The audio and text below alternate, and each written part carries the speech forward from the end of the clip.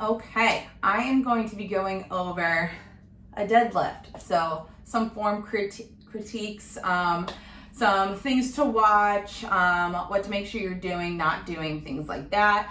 I'm going to be showing you with an empty bar, just because it's a lot easier to show you when I'm not so out of breath, and yeah, and I just don't feel like lifting super heavy right now. So I'm gonna show you kind of some things with a deadlift. So what you're gonna do first is find your footing. So I like slightly narrower than my hips. If you are doing a wide sumo squat, obviously you're gonna be wide, toes are gonna be a little far out, but we're gonna be doing conventional. I'm usually, like I said, inside of my hips, so a little narrower, maybe like a foot apart. Everyone's a little different. And I bring my shins right up to the bar, okay? And then your hands are gonna go outside of your feet. You're not gonna pull from the middle, you're gonna go from the outside. There's probably going to be on your bar a rough part. That's usually where I grab, and that's where I line up my first finger. So first finger here, and my feet are kind of right in between there. So you can start with your feet or you can start with your hands. So if you did hands, put your feet kind of right inside of them. I like to have my legs pushing against my arms. That's a really good cue to make sure your knees aren't caving in as you're pulling up, which can cause some hip issues, knee issues, things like that. You want to think straight lines. Straight is strong, okay? That sounds terrible, but for the point of mechanics, that's what we're going with. Okay, so grab the bar here, wrapping all the way around. If you're not going super heavy, you can do a double overhand grip. Once you start getting heavier, you might do a alternating grip, so one hand under, one hand over, which helps with it not slipping from your hands. Or you can use straps, which I will go over at the very end, kind of how to do that, hopefully. But for right now, we're just gonna show you typical overhand grip, okay? So find your space, line up your hands, line up your feet. I bring my shins right to the bar, and then back is flat and chest is facing the ground, but it's not pulled back. And chin, make sure you're not looking up like this. This is one I see a lot. I want you to think, hold like a tennis ball or, I don't know, something of that size, fist size, between your chin and your neck. And that's how your neck should be. I don't want it cranked up. I don't want it tucked under. So just nice and neutral.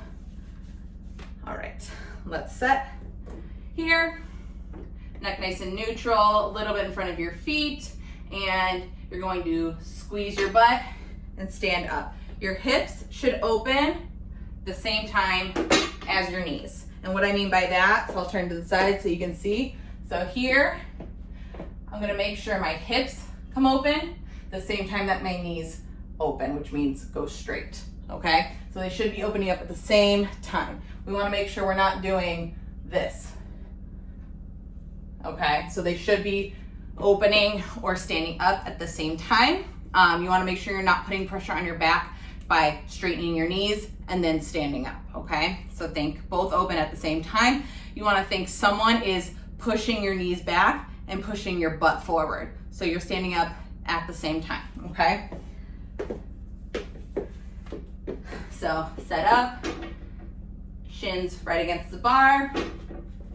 Think lean back. Once you start doing heavier weight, you should, with good mechanics, even if you're not super strong or have been working out a lot, by law of mechanics, you should be able to deadlift your body weight with proper form, just because it's how like your levers work. You're essentially a lever, so you're pulling against the bar with your own weight to pull it up. So with proper technique, you can deadlift your own weight right off the bat. Most people don't right away, which is fine. It's good to learn proper form and then work your way up. So set your hands, kind of bring your butt down. You want to feel the tension on your hamstrings. So there's a difference between, let's say the bar's here, there's a difference between here and here. here, these are a lot more taut than here. These are now they're a little loosened and I can feel more soreness coming in my back. But if I go here, a little bit of a squat down, but really just like kind of leaning against the bar, that's how you're gonna stand. So kind of pull it back, weight into the heels, and stand, okay? And then it's just the reverse down. So you wanna make sure both knees are going down and hips are closing at the same time, okay? So that's kind of the main thing there. With straps, we can kind of look at that a little bit. Let's see, what would be a good way to show this? Okay, so these are the straps that I prefer to use. So they are very old school, traditional wraps. So it's just a strap that has a loop and you just thread it through it. These are like 10 bucks on Amazon, I think. So it looks like this, and you place it in your hand like this. So it's kind of more down, okay? Does that make sense? I don't know how to explain that, but that's how you want it, okay? I always sometimes do it backwards, okay? So you want them open like this. And what you're gonna do is when you grab the bar, this is going to wrap around the bar and you are going to tighten it. So let me kind of set up the camera again to show you a little better.